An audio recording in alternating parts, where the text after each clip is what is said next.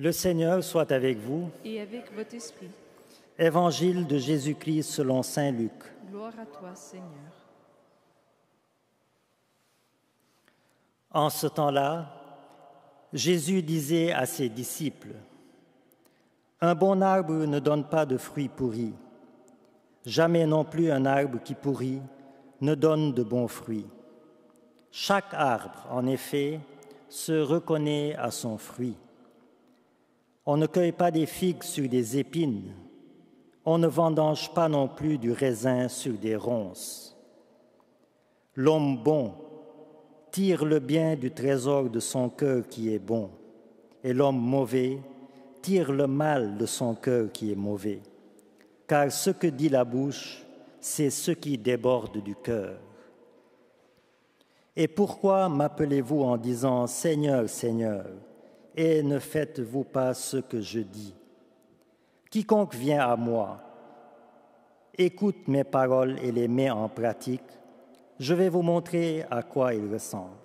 Il ressemble à celui qui construit une maison. Il a creusé très profond et il a posé les fondations sur le roc. Quand est venue l'inondation, le torrent s'est précipité sur cette maison, mais il n'a pas pu l'ébranler parce qu'elle était bien construite. Mais celui qui a écouté et n'a pas mis en pratique ressemble à celui qui a construit sa maison à même le sol, sans fondation. Le torrent s'est précipité sur elle et aussitôt elle s'est effondrée. La destruction de cette maison a été complète.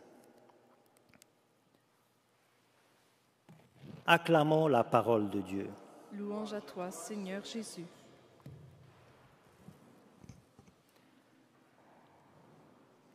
On dit souvent dans le langage courant, « Je lui ai dit tout ce que j'avais sur le cœur ».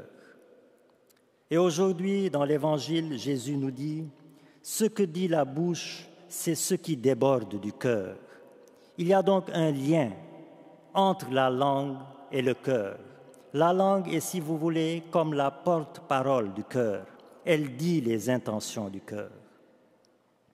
Frères et sœurs, la parole qui sort de notre bouche, c'est un peu comme le caillou dans une fronde. Dès que le caillou est lancé, on ne peut plus le rattraper et on ne sait pas quel dommage il va causer sur l'autre. De même, une fois qu'une parole mauvaise sort de notre bouche, on ne peut plus la rattraper et on ne sait pas quel dommage elle va causer sur le prochain. La parole peut changer la vie d'une personne, soit lui donner des ailes pour avancer dans la vie, soit lui couper les ailes pour l'arrêter net. Combien de personnes ont été découragées, déstabilisées, désorientées par une parole humiliante?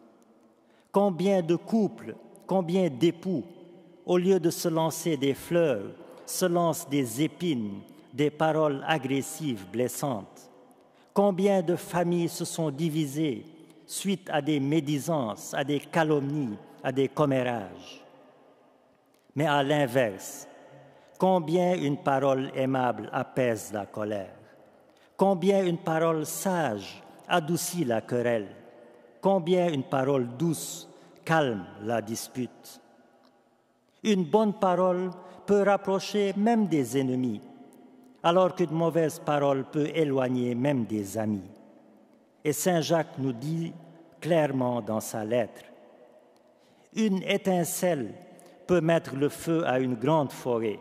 De même, notre langue, si petite soit-elle, peut mettre le feu à toute notre existence. » Il s'agit donc de savoir maîtriser sa langue, de savoir mettre un frein à sa langue quand il le faut. Et le psaume nous le dit bien. « Seigneur, qui séjournera sous ta tente? Qui habitera ta sainte montagne? Celui qui met un frein à sa langue, ne fait pas de tort à son frère et n'outrage pas son prochain. » Il y a un temps pour parler et un temps pour se taire, nous dit l'Ecclésiaste. Donc le silence, quand il le faut, c'est aussi un langage de sagesse. Mais alors, comment s'appliquer à dire de bonnes paroles? Eh bien, Jésus nous en donne la clé dans l'Évangile aujourd'hui. C'est en purifiant la source de nos paroles, c'est-à-dire notre cœur. Le cœur humain est un réservoir de bienveillance et de malveillance. Et il a deux maîtres, Jésus-Christ ou le malin. Et comme on ne peut pas être simultanément à l'école de deux maîtres, soit nous confions notre cœur au Christ pour qu'il soit un trésor de bienveillance et de bénédiction, soit nous le confions au malin pour qu'il soit un abîme de malveillance et de malédiction. En principe, le choix du chrétien est vite fait. Vous savez, quand on décide de louer son appartement, on le donne à des gens de confiance. Quand il s'agit de livrer notre cœur, confions-le au Christ pour qu'il soit toujours un trésor de bénédiction et de bienveillance.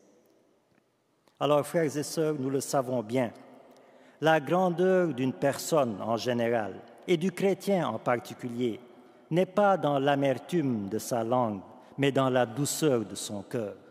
Alors, à travers cette Eucharistie, demandons la grâce d'un cœur doux et humble, comme celui du Christ, afin que les paroles qui découlent de ce cœur soient des paroles aimables, constructives, édifiantes et bienveillantes pour notre entourage. Et demandons cette grâce par le Christ Jésus, notre Seigneur.